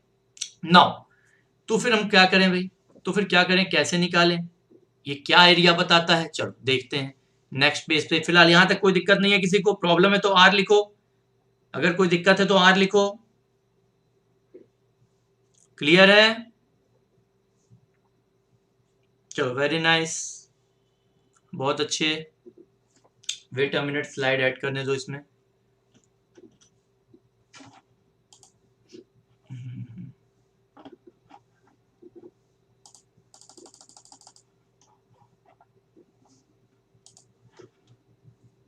चलो देन आगे बढ़ते हैं। ये जो आपका अभी सी कर्व है, इस सी कर्व के बारे में भी हम देखते हैं कि ये सी कर्व हमको क्या बता रहा है, ठीक है। तो स्टेप इनपुट हम पढ़ रहे हैं, अभी हम क्या पढ़ रहे हैं, स्टेप इनपुट, और इस स्टेप इनपुट का हमें देखना है सी कर्व, ओके। ये हमारा सी कर्व बना, और ये सी कर्व कौन सा है बाबू, ये एग्जिट पे है, ध्यान रखना, ये सी एग्जिट है as a function of time. Maximum कितना आपका था, सी नॉट, और भाई सीधी सी बात है ये आपका बढ़ते बढ़ते बढ़ते बढ़ते बढ़ते बढ़ते कहाँ तक जाएगा, सी नॉट तक। जैसे ही सी नॉट पहुंच गया हमारा एक्सपेरिमेंट कंप्लीट हो गया। अगर आपसे हम पूछें अगर आपसे हम पूछें कि ये एरिया क्या शो कर रहा है, ये जो आपका एरिया है ये क्या शो कर रहा है, तो कोई बहुत दिक्कत की बात नहीं है। जैसे आप जब यूं पढ़ते हो और कहते हो कि ये एरिया क्या शो कर रहा है, तो यानी कि एक्स एक्सिस की तरफ आप एरिया देखने जा रहे हो। कहाँ? X axis. ठीक है, तो जैसे अगर ये सी है, ये टी है, तो क्या लिखते हो? लिखते हो कि सर जीरो से अगर मान लो ये कोई वैल्यू है, कुछ भी वैल्यू है, अगर यहीं तक का आपको देखना, इनफाइनाइट नहीं है, मान लो इसकी वैल्यू यहाँ पर टी है, तो क्या कहोगे? जीरो से टी, और फिर कहोगे ये सी किस तरह फंक्शन है सी, तो कहोगे सर सी टी गुड़े डी टी, यही आपका एरिया है। अब सेम वही चीज देखो, जो ऐसे थी इसको पलट दो। पलटने का मतलब अब आपका एक्स एक्सिस को वाई एक्सिस की तरह हम देख रहे हैं और वाई एक्सिस को एक्स एक्सिस की तरह देख रहे हैं। देखो ध्यान देना, ध्यान देना, एक्स एक्सिस को वाई और वाई को एक्स, तो अब क्या होगा? अब यानी कि एरिया हमको इस वाले एक्सिस के अलोंग देखना है, इस वाले एक्सिस, तो कोई दिक्कत नहीं, सेम टू सेम यही रहेगा। बस अब क्या होगा, इसका इसमें और इसका इसमें एक्सचेंज हो जाएगा, और लिमिट अब जो एक्स एक्सिस की थी वो कहाँ की आ जाएगी? वाई एक्सिस की। तो हमें नहीं पता हम सही लिख रहे हैं कि गलत लिख रहे हैं, ये आप हमको बताओगे कि ये करेक्ट है या रॉन्ग है, ये हमको आप बताओगे। ठीक है, सो ये क्या है आपका? 0 to infinite T D C. बताओ क्या ये सही है? यस और नो? आई डोंट नो, हमें नहीं पता, ये आप बताओगे हमें कि करेक्ट है या रॉन्ग है। जल्दी जल्दी बताओ। करेक्ट है तो यस लिखो, रॉन्ग है तो नो लिखो। करेक्ट है तो यस लिखो, जल्दी क्विक। करेक्ट है तो यस लिखो, रॉन्ग है तो नो लिखो। और कोई बता सकता है गलती क्या है तो वो भी हमको बता दो भाई कि गलती क्या है, हम देख रहे हैं आपके कमेंट्स पढ़ रहे हैं, बताओ भाई क्या गलती है उसमें, मिस्टेक बताओ।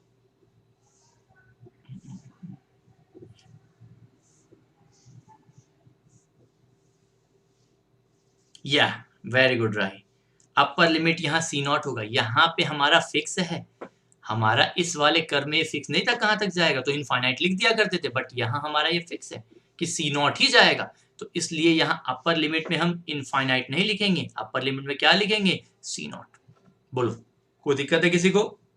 क्लियर है सभी को? चलो वेरी नाइस वेरी नाइस। तो ये हमारा एरिया अंडर कर्व हुआ। अब आपको हम बता दें, ये एरिया अंडर कर्व जो आपने निकाला है ना, यही आपका T bar into C naught भी होता है। कैसे होता है अभी आपको बताएंगे, हालांकि मीन रेसिडेंस टाइम आपको नेक्स्ट लेक्चर में हम पढ़ाएंगे, variance, mean residence time, skewness, but अभी ही हम आपको ये बता देंगे कि ये कैसे।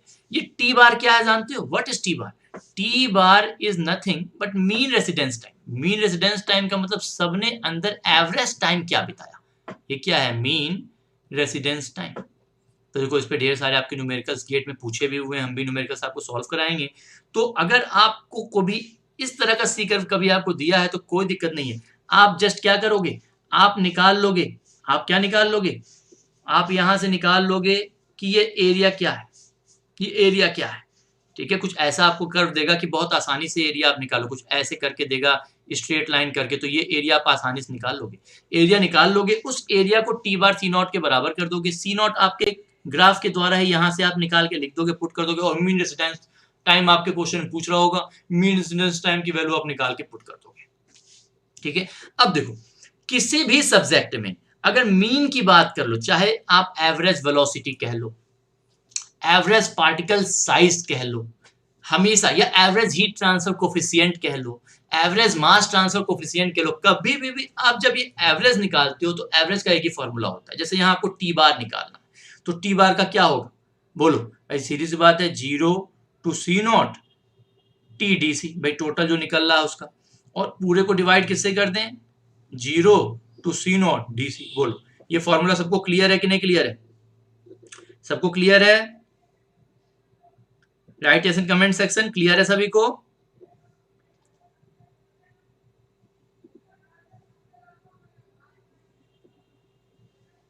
चलो बहुत अच्छे, very good very good very nice.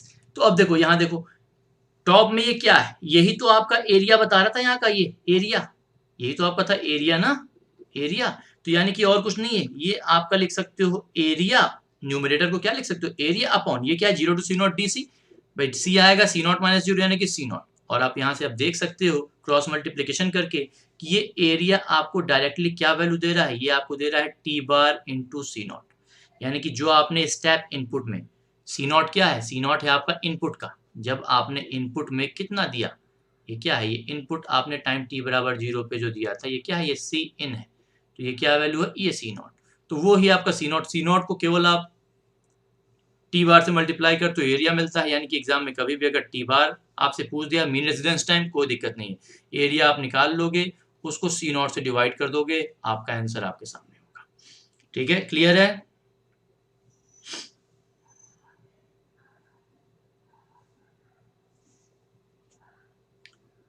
बाबा जी, और जो नया बच्चा आएगा उसका फिर क्या किया जाएगा? उसको कहा जाएगा आप रिकॉर्डिंग देखिए, लाइव प्लेटफॉर्म है ना बाबू, ठीक है, लाइव प्लेटफॉर्म है ना।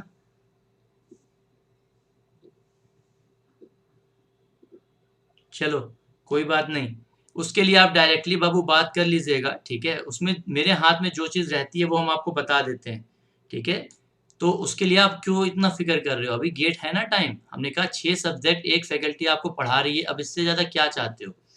6 सब्जेक्ट पढ़ रहे हो आप कह रहे हो सर 10/10 आप पढ़ा दीजिए, मेरी कोशिश है, ठीक है, कि आपके जब 27 मेरा ये वाला जो अभी लेक्चर लगा हुआ है, पहले ये लेक्चर तो कंप्लीट हो, अभी ऑलरेडी आपके फर्स्ट राउंड में ही अभी आपके बहुत सारे सब्जेक्ट्स हैं, जैसे बीआईपीसी शुरू नहीं हुई है, हीट ट्रांसफर ऑपरेशन शुरू नहीं हुई है, एक बार भी नहीं हुई है, अभी पीडी एक बार भी नहीं हुई है, ठीक है, एमओ भी अभी नहीं लिया है हमने, तो अभी पहले ये वाली साइकिल तो हमारी कंप्लीट होने दो, अभी तो दूसरा सब्जेक्ट केवल पीसी खत्म हुआ, पीसी के बाद सीआरई आपका कंप्लीट हो रहा है, ठीक है, तो अभी पहले ये तो कंप्लीट कर लेने दो, उसके बाद से देखते हैं क्या टाइम बनेगा, मीटिंग्स होंगी, ठीक है, केवल वो मेरे हाथ में नहीं है, ठीक है, वो तो हम शेड्यूल भी नहीं कर पाते, शेड्यूल भी वहीं से होके आता है, हमसे केवल पूछा जाता है कि सर कौन कौन सी डेट्स आपके पास हैं अवेलेबल, आप कब कब हमें टाइम दे सकते हैं, ठीक है, सो टाइम मैनेजमेंट को देखते हुए फिलहाल ये आपका शेड्यूल किया गया है 6 सब्जेक्ट्स, और 4 सब्जेक्ट्स भी आपके शेड्यूल्ड हैं, वो भी कोई दिक्कत नहीं है, आप अगर ध्यान लगा के पढ़ते हो कहीं भी कोई प्रॉब्लम नहीं आएगी, अगर प्रॉब्लम है आपको उसके बाद भी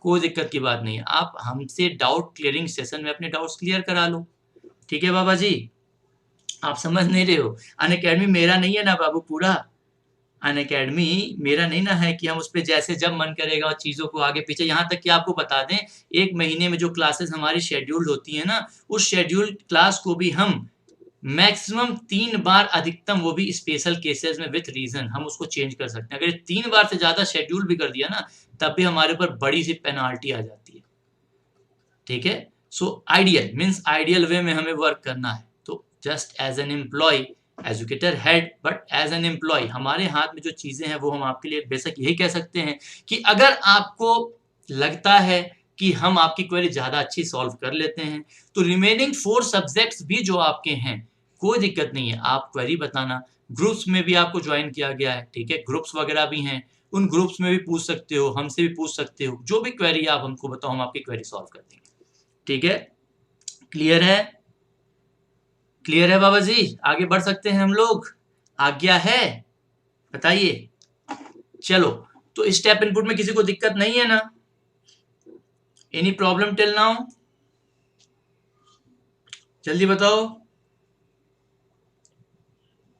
right in comment section yes अगर कोई दिक्कत नहीं है तो।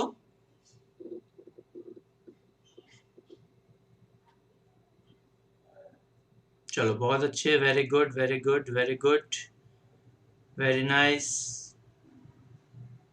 ओके, सो आगे हम बढ़ सकते हैं, यानी कि देखो जैसे आपने पिछले केस में आपने सी कर्व से ई कर्व ड्रॉ किया था, हमने सी कर्व से क्या ड्रॉ किया था? ई कर्व, सी टू ई, जैसे आप सी से ई गए थे, जैसे आप सी से ई गए थे, ठीक इसी प्रकार अब यहाँ सी से जब हम बनाएंगे तो सी से एफ बनाएंगे, सी से क्या बनाएंगे? एफ, और इस एफ कर्व को जो हम कहते हैं, ये किसके लिए था? ये पल्स में था, ये पल्स में था, और ये स्टेप में था। अब इसका मतलब ये मत आप समझ लेना कि किसी एक दिए हुए केस के लिए, जैसे मान लो ideal C S T R ही ले रहे हो, आप क्या ले रहे हो? Ideal C S T R ही ले रहे हो, ठीक है, और अगर ideal C S T R आप ले रहे हो, सो भाई सीधी सी बात है, अब क्या इसके लिए आप कहोगे केवल सी और ई ही ड्रा कर पाएंगे? ना ना, इसके लिए एफ कर्व भी ड्रा हो सकता है, सेम टू सेम, तो हम ये जस्ट फंक्शन प्राप्त कर रहे हैं सी के फॉर्म में, ई के फॉर्म में, एफ के फॉर्म में, बस हमारा वे अलग है।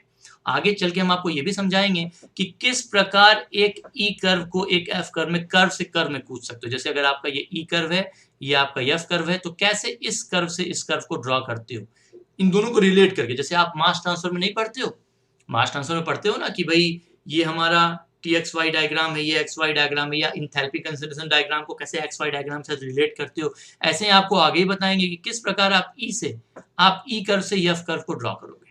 तो किसी भी केस के लिए आप इसे ड्रॉ कर पाओगे। अगर आपने पल्स इनपुट भी लिया है तो पल्स इनपुट के केस में भी आप ई से एफ को ड्रॉ कर सकते हो, उसे क्यूमुलेटिव फॉर्म में भी आप लिख सकते हो। क्यूमुलेटिव का मतलब टोटल इतने टाइम में कितना, ठीक है, समझ रहे हो, क्लियर है सभी को।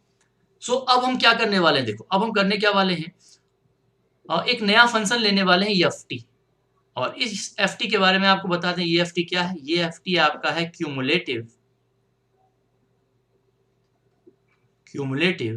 Residence time distribution function. ये क्या है, cumulative residence time distribution function, EFT। अब ये EFT क्या होता है, देखो क्यूमुलेटिव शब्द जो आता है आपने मैकेनिकल ऑपरेशन में पढ़ा होगा, कि ये क्या होता है क्यूमुलेटिव शब्द।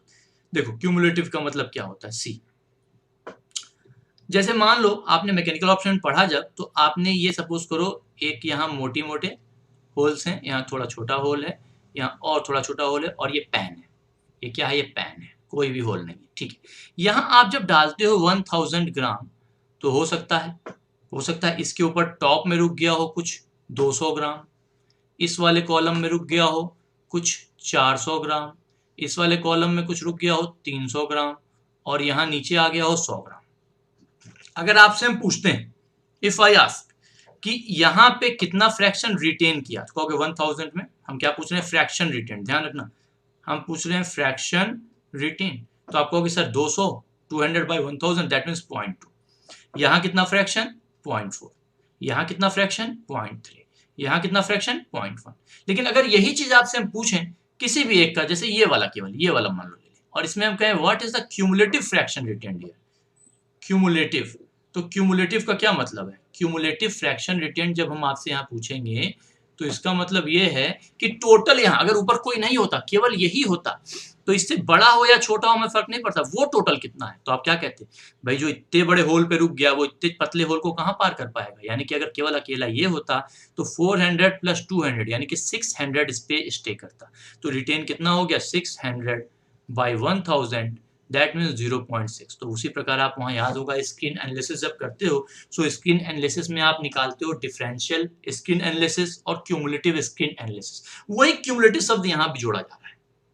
क्यूमुलेटिव का मतलब अब क्यूमुलेट हो रहा है, क्यूमुलेट का मतलब वो सारे जिनका इतना रेसिडेंस टाइम है। देखो इसे कैसे शो करोगे, बहुत ईजी है। जो आपका EFT होगा, EFT क्या होगा, EFT आपका होगा 0 to T ET dt, मतलब समझ रहे हो, 0 to T ET dt, मतलब ये है, कहने का ये क्या है, इसका मतलब ये है 0 to T यानी कि ये सारे हैं फ्रैक्शन ऑफ इफ्लुएंस, इफ्लुएंट मतलब आउटपुट में, ये क्या है आपका फ्रैक्शन ऑफ इफ्लुएंस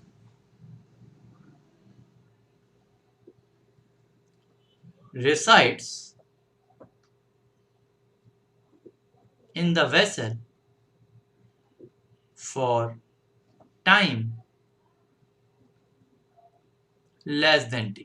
ये वो सारे फ्रैक्शन हैं जिन्होंने वेसल के अंदर समय बिताया है t टाइम से कम। देखो ये क्या है, ई कर्व कैसे ड्रा करते हो, ध्यान देना, बहुत इंपॉर्टेंट कॉन्सेप्ट है, ध्यान देना, सब कुछ क्लियर हो जाएगा, ठीक है। अगर ये आप ई कर्व ड्रा करते, ठीक है, सपोज करो ये ई कर्व आपका कुछ यूं आया होता, और ये आपका वो टाइम t है, सपोज ये वो टाइम t है, तो क्या करोगे, ये ऊपर गए, ये सारा फ्रैक्शन निकाल लिया, ये तो ये जो भी आपका ये फ्रैक्शन आएगा ये शो कर रहा है, और इसी को क्या कहोगे, इसी आप कहोगे EFT, ठीक है। यस उमेश, आप पल्स इनपुट में एफ कर्व नहीं ड्रा कर सकते हो, लेकिन पल्स इनपुट से जो ET का आपको डेटा मिलता है, उस ET के डेटा की मदद से EFT फंक्शन आप प्राप्त कर सकते हो, because there is a relation between ET and EFT, you can see here, इन दोनों में रिलेशनशिप है, कैसा है, रुको मैं आपको दिखाता हूं, अभी तो ये और आगे इसको बताते हैं, लेकिन आपने पूछ लिया तो अभी आप देख लो। देखो फिलहाल पहले इसका एफ कर्व हमको बनाना पड़ेगा, उसके बाद रिलेशन आपको दिखा पाएंगे, तो बस 2 मिनट आप रुकिए, 2 मिनट एफ कर्व इसका बना लेते हैं, फिर आपको रिलेशनशिप दिखाते हैं। मींस कोई भी केस हो, आप यहीं से देख सकते हो, अगर यहाँ से देखो तो आप क्या देखते हो, अगर हम बोथ साइड डिफरेंशिएट कर दें तो आप देख सकते हो कि एफ कर्व को डिफरेंशिएट करने पे ई कर्व आता है। ये भी एग्जाम में पूछा जाता है, ठीक है। तो एफ कर्व को डिफरेंशिएट करने पे ई कर्व आएगा और ई कर्व को इंटीग्रेट करने पे एफ कर्व आएगा।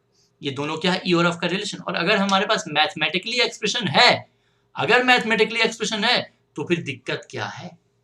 हम जब पल्स टेस्ट करते हैं और पल्स टेस्ट से हमारा जब सी और ई आ जाता है तो उस ईटी फंक्शन को यहाँ पुट कर देंगे, हम ईटी फंक्शन पुट कर देंगे और देख लेंगे कि एफ टी का फंक्शन इस केस के लिए, इस रिएक्टर के लिए क्या होता, एफ टी का फंक्शन इस रिएक्टर के लिए क्या होता अगर इसे हम क्यूमुलेटिव फॉर्म में लिखते।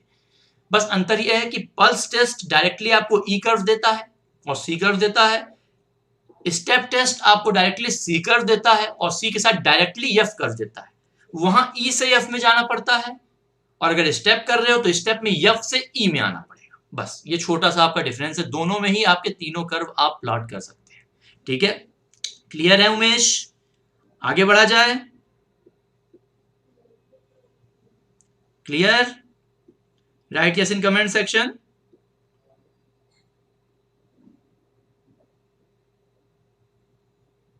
सभी को क्लियर है यहां तक?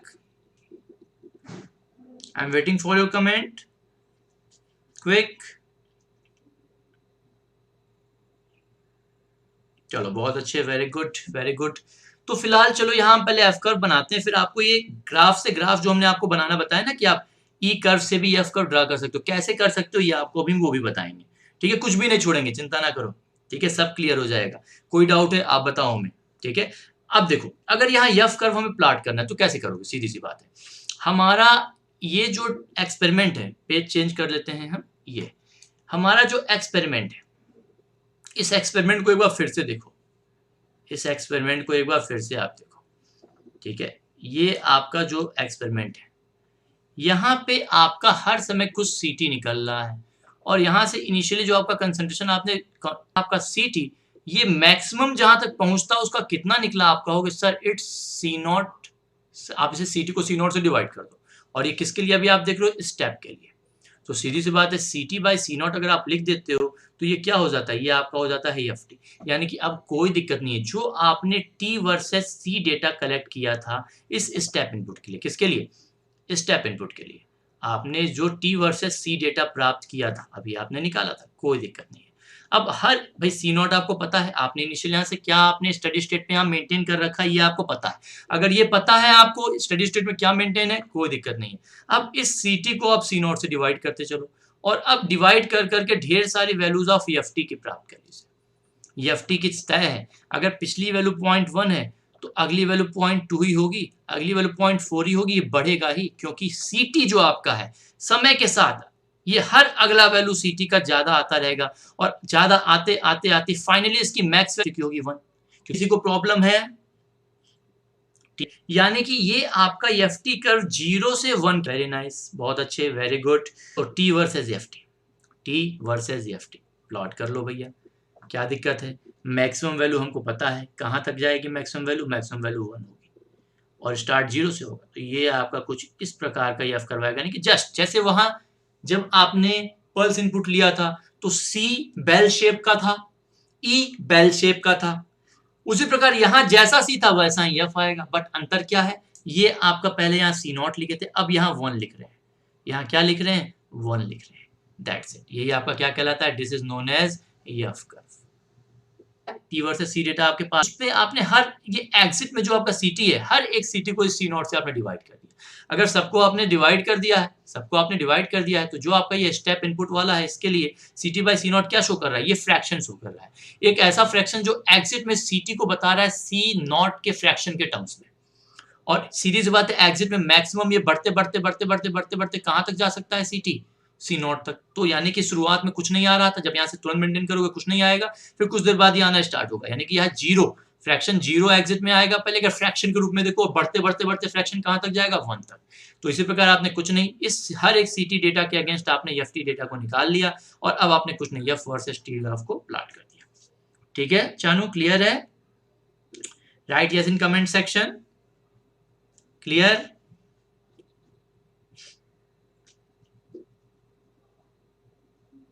सभी को क्लियर है?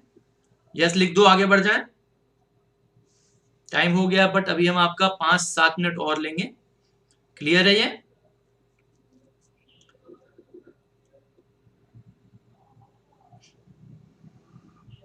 ओके सतीश, चलो आपके क्वेश्चन को ले लेते हैं। आप पूछ रहे हैं कि पल्स एक्सपेरिमेंट में यफ कर्व कैसे ड्रा करेंगे। ठीक है, ओके, नो प्रॉब्लम सतीश। अगले 2 से 3 मिनट में आपका वो क्लियर हो जाएगा। और बाकी सब कुछ क्लियर? सब कुछ क्लियर बाकी? चलो बहुत अच्छा, वेरी नाइस। चलो देखो, फिलहाल अभी आपका 2 मिनट और लेंगे, 2 मिनट के बाद बताएंगे। ठीक है सतीश, पहले हम इसका एरिया हम लोग डिस्कस कर लिया जाए, फिर एफ और ई को हम रिलेट कर देंगे कर्व को कर्व से। ठीक है, इसका एरिया क्या होगा? देखो एफ टी जो है ये क्या है? एफ टी है आपका C T by C naught, और ये एरिया पिछली बार जब आपने निकाला था तो आप सी नॉट। अब आपने ये सी नॉट को बाहर ये बटे में लगा दिया यहाँ पे, तो जब बटे में लगा दिया तो अब ये बता सकते हो एरिया क्या चेंज आएगा? अब इसमें क्या चेंज आएगा बता सकते हो? बताओ इसमें क्या चेंज आएगा? अब नया एरिया क्या होगा? एफ कर्व का ये एरिया जो हमने डॉटेड लाइन से शो किया, ये क्या शो करेगा? बता सकते हो क्या शो करेगा?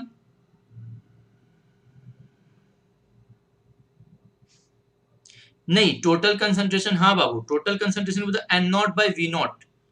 N naught by V naught जो आपने वहां पे पल्स में देखा था उमेश, वो आपका एरिया अंडर सी कर्व जो था वो आपका था N naught by C naught V naught. That means ये जो भी मोल्स थे आपके, मोल पर मीटर क्यूब पर सेकंड, यानी कि मोल सेकंड पर मीटर क्यूब, ये शो कर रहा है। N naught by V naught को शो करता है वो। ठीक है, N naught by V naught. ठीक है, क्लियर है उमेश? Very good Satish. ये आपका क्या शो करेगा? T bar. T bar means क्या? डायरेक्टली आप पा जाओगे मीन रेसिडेंस टाइम। आप डायरेक्टली क्या पा जाओगे? Mean residence time. तो देखो ये क्या है आपका एफ कर्व। अगर एफ कर्व आपके एग्जाम में बना के दे देता है, अगर एफ कर्व बना के दे देता है तो कोई दिक्कत की बात नहीं है। अगर आपको बना के दे दिया है देन डायरेक्टली एरिया निकालने का, और अगर क्वेश्चन पूछ रहा है कि क्या होगा मीन रेसिडेंस टाइम ईयर, निकाल दो। That's it. Mean residence time को बाय इक्वेशन निकालना भी आपको सिखाएंगे, जो नेक्स्ट लेक्चर हमारा है वेडनेसडे, यानी कि 1 डे आफ्टर टुमारो। उसमें हम देखेंगे कि किस प्रकार से ये वेरिएंस वगैरह निकालते हैं, मीन रेसिडेंस टाइम निकालते हैं, मूवमेंट्स जो मैथमेटिक्स में आपने पढ़ा होगा, standard deviation, mean, median, mode वाले चैप्टर में, नॉर्मल डिस्ट्रीब्यूशन वाले में, वहां पे आपको पढ़ाया गया होगा first movement, second movement, nth movement, उसी को हम यहाँ अप्लाई करेंगे मैथ के फॉर्मूले को, और कैसे हम निकालेंगे सबके एक्सप्रेशंस वो देखेंगे। ठीक है, चलो तो यहाँ तक क्लियर है। चलो सतीश का एक क्वेश्चन हम लोग ले लेते हैं, फिर आज की क्लास को बाइंड अप करते हैं। देखो सतीश, हमने कहा ये जो आपका एफ टी है, एफ टी क्या है बाबू? आपका एफ टी है 0 से t e t d t. ठीक है, और अगर आपसे कह दें कि ये d f by d t, तो d f by d t क्या है? E t. क्या बता सकते हो ये d f by d t क्या है एफ कर्व के लिए? अगर एफ वर्सेस टी आपने किया है तो d f by d t क्या शो करता है? हम आपको हिंट दे दें क्या? क्या शो करता है? क्या आप बताओगे? आप खुद बताओ, आप दिमाग चलाओ, देखो खुद बता दोगे, हमको बताने की जरूरत नहीं पड़ेगी। आप खुद बताओ ये d f by d T इस कर्व में किसी एक पॉइंट को ये ले लिया, तो या इस पॉइंट का D f by d T, इस पॉइंट का D f by d T, इस पॉइंट का D f by d T, इस पॉइंट का D f by d T, ये क्या शो कर रहा है? यस यस प्रज्वल, बिल्कुल सही, स्लोप शो कर रहा है। यानी कि अगर हम एक एफ कर्व ले लें, अगर हम एक एफ कर्व ले लें, ध्यान देना, एक एफ कर्व हमने ले लिया, ये हमारा है F curve, suppose this is your F curve. ठीक है, और ये आपका है ई कर्व। उसी सेम केस के लिए मान लो, सेम केस के लिए ये आपका क्या है? ये आपका है, सपोज कर लो ई कर्व। सपोज ये आपका ई कर्व है, ये ई कर्व है, ये एफ कर्व है। ठीक है, सो अब क्या करोगे? ध्यान दो, आपने अब इस, अगर बोलो किससे किससे किसको बना दें, ई से एफ को कि एफ से ई को? बताओ, दोनों बता देते हैं, चलो दोनों बता देते हैं, चलो दोनों बता देते हैं। अगर आपको एफ से ई पे आना है, एफ से ई पे, तो क्या करोगे भाई? हर एक पॉइंट पे जाओगे, यहां देखोगे D f by d T की क्या वैल्यू है, जो वैल्यू आएगी उसको यहां रिप्रेजेंट कर दोगे। फिर देखोगे D f by d T की क्या वैल्यू है, जो आएगी रिप्रेजेंट कर दोगे। फिर देखोगे क्या है, जो आएगी रिप्रेजेंट कर दोगे। फिर देखोगे क्या है, जो आएगी रिप्रेजेंट कर दोगे। ऐसे पूरा ग्राफ आप बना लोगे। इस प्रकार एफ से आप ई में आ गए। अब अगर आपको ई से एफ में जाना है, कोई दिक्कत नहीं, मान लो ई से एफ में जाना है, तो मान लो ये वाला पॉइंट है, देखना ध्यान देना, ये वाला पॉइंट है, सपोज करो ये आपका कोई पॉइंट है T1। ठीक है, ठीक है, तो T1 अब अगर आप कहते हो कि T1 के लिए FT की वैल्यू क्या है, आप कहोगे सर इट्स FT1। FT1 का क्या मतलब है भाई, 0 से T1 ET/DT, यानी कि एरिया जो भी आपका है ये कर्व का, ये वाला एरिया, ये एरिया निकाल लो, ये एरिया आप निकाल लो। और अब इसको आप लेके जाओगे कहाँ पे, ये आप लेके जाओगे यफ कर्व पे, और यफ कर्व पे जहां काटेगा वो इस एरिया के बराबर होगा, ये वाला जो एरिया है ये इसके बराबर होगा। देखो 0 से 1 की तरफ जा रहा है, सो नीचे वाला रंगोगे, ये साइड का नहीं रंगोगे, ये डॉटेड, ठीक है। ऐसे करते करते यहाँ का होगा तो यहाँ पे पूरा आ जाएगा, फुल डॉटेड आ गया, यानी कि फुल फ्रैक्शन आ गया, 1 का 1 आपका फ्रैक्शन हो गया। तो इस तरह से आप ई से एफ से ई या ई से एफ को बना सकते हो, कैसे, बाय यूजिंग दिस एक्सप्रेशन। ये क्या है, ये ई से एफ के लिए है, और ये क्या है, ये एफ से ई के लिए है। बोलो सतीश, क्लियर है, सभी को क्लियर है। नेक्स्ट लेक्चर आपका वेडनेसडे को है, ठीक है, वेडनेसडे। तो वेडनेसडे वापस से आपसे मिलते हैं, और हम चाहेंगे ये क्लासेस आप अपने ग्रुप्स में, कॉलेज ग्रुप्स में, अपने फ्रेंड्स के ग्रुप में शेयर कर दीजिए, ठीक है। सो ताकि ज़्यादा से ज़्यादा बच्चे ये फ्री क्लासेस का बेनिफिट ले पाएँ, क्योंकि फ्री क्लासेस में भी ऐसा नहीं है कि फ्री है तो आपको आधी अधूरी चीज़ें पढ़ाएंगी। जो टॉपिक फ्री में भी लिख दिया वो भी आपको पूरा का पूरा पढ़ाया जाएगा। जो भी फ्री में भी लिखा है वो पूरा, यानी कि वो टॉपिक आपका टोटल क्लियर करके जाएंगे, ठीक है। और साथ साथ न्यूमेरिकल्स भी ढेर सारे हम इसीलिए प्रैक्टिस कराते रहते हैं, ताकि जो बहुत ज़्यादा इकोनॉमिकली वीक बच्चे हैं वो भी इससे कुछ बेनिफिट ले सकें, उनको उनकी तैयारी में बेनिफिट मिले, ठीक है। सो नेक्स्ट मिलेंगे वेडनेसडे। वेडनेसडे में आपका 1 बजे से 2 बजे तक ध्यान रखना अनअकैडमी के ऐप पे आओगे, और 3 बजे से 4 बजे तक आप आओगे कहाँ पे, यूट्यूब पे। ये यूट्यूब पे आओगे और ये अनअकैडमी के ऐप पे, ठीक है। चलिए चलते हैं नेक्स्ट क्लास में। उमेश हम लोग पढ़ेंगे यही आपका निकालना क्या होता है, किस प्रकार ये टी बार निकालते हो इक्वेशन के फॉर्म में, वेरिएंस कैसे निकालते हैं, स्क्यूनेस किस तरह निकालते हैं, पॉजिटिव नेगेटिव स्क्यूनेस वगैरह क्या होता है, पॉजिटिव डेविएशन से क्या इसका रिलेशन होता है, मीन मीडियन मोड को रिलेट करते हुए किस प्रकार ग्राफ आप बनाते हो। देन पीएफआर या सीएसटीआर में डेड जोन या बाईपास है तो उसके इक्वेशन को कैसे शो करते हो। तो पहले आइडियल पीएफआर, आइडियल सीएसटीआर के लिए ईटी का एक्सप्रेशन, एफ टी का एक्सप्रेशन, सी टी का एक्सप्रेशन, ई थीटा का एक्सप्रेशन, एफ थीटा का एक्सप्रेशन, ये सब बनाएंगे, सबके लिए ग्राफ वगैरह बनाएंगे। तो ये आपका आगे का यही है। उसके बाद से इनमें बाईपास को कंसीडर करेंगे, फिर इनमें ही आपका बाईपास के साथ साथ डेड जोन को भी कंसीडर करेंगे, बताएंगे ग्राफ को देख के आप कैसे प्राप्त करते हो, ठीक है, क्लियर। चलो very nice, very nice, very nice. जो भी दिक्कत है बाबा जी आप ग्रुप में भी मैसेज कर दीजिएगा, हम सब क्लियर कर देंगे, ठीक है। नहीं बाबू वर्ड्स में ऐसा कुछ नहीं है, ठीक है, ऐसा कुछ नहीं, लेकिन आपको सोचना चाहिए ना कि आप हमारे प्लेटफॉर्म पे नहीं ना हो बाबू, हम भी यहाँ पढ़ा रहे हो, किसी भी ब्रांच में आप देख लो, किसी भी, for any branch, for any branch. अब जैसे आप देख लो मैकेनिकल में आपके टॉप फैकल्टी कौन है, कुलकर्णी सर हैं, ठीक है। अब क्या है, जो भी किसी भी ब्रांच का आप देख लो। सो अब क्या वो टोटल 10 के 10 सब्जेक्ट्स इस प्लेटफॉर्म पे ले सकते हैं? नहीं, क्योंकि लाइव में टाइमिंग लगती है, एक दिन में 2 घंटे की लेक्चर ही होती है। ऑफलाइन में तो हम 5-5 घंटे 6-6 घंटे की लेक्चर लगा के खत्म कर लेते हैं, बट 2 घंटे की लेक्चर पर डे के हिसाब से आप खुद सोचो क्या शेड्यूल, आप खुद बैठना और कैलकुलेट करना कि ये घंटे कितने समय तक जाएंगे, और क्या ये कंप्लीट कर पाना एक आदमी के लिए संभव है। तो एक आदमी के द्वारा संभव नहीं हो सकता। हमें खुशी है इस बात की कि आपको ये लगता है कि हम आपके 10 सब्जेक्ट्स के सारे डाउट्स क्लियर कर सकते हैं, और सारे 10 सब्जेक्ट के लिए आप हम पे भरोसा करते हो, तो बिल्कुल हमें इस बात की खुशी है।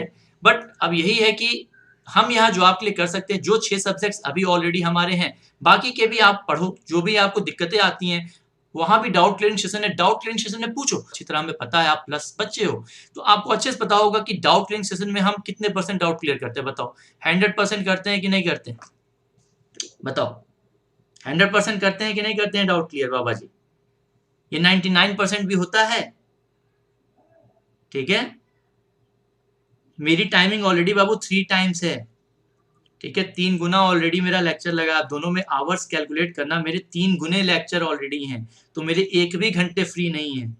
अगर आवर्स फ्री होते हैं तभी कुछ एक्स्ट्रा लगा पाते हैं बाबू। आप बुक्स देख सकते हो सारी, जो भी है मेरे द्वारा लिखी हुई किताबें हैं, लाइक ये आपके प्रोसेस कैलकुलेशन की है, प्रीवियस ईयर की है, जो भी है, तभी दूसरा मंगाना, नहीं तो मत मंगाना, ठीक है। फ्री टेस्ट जाके जो टेस्ट सीरीज में मेरी जो है, अगर आपको टेस्ट पसंद आता है तो ही आओ, अदरवाइज कुछ नहीं। सब कुछ जो भी हमारा है वो एकदम वेल एक्यूरेट और बहुत ही ध्यान में रख के बनाया गया है फॉर केमिकल इंजीनियर्स, ठीक है।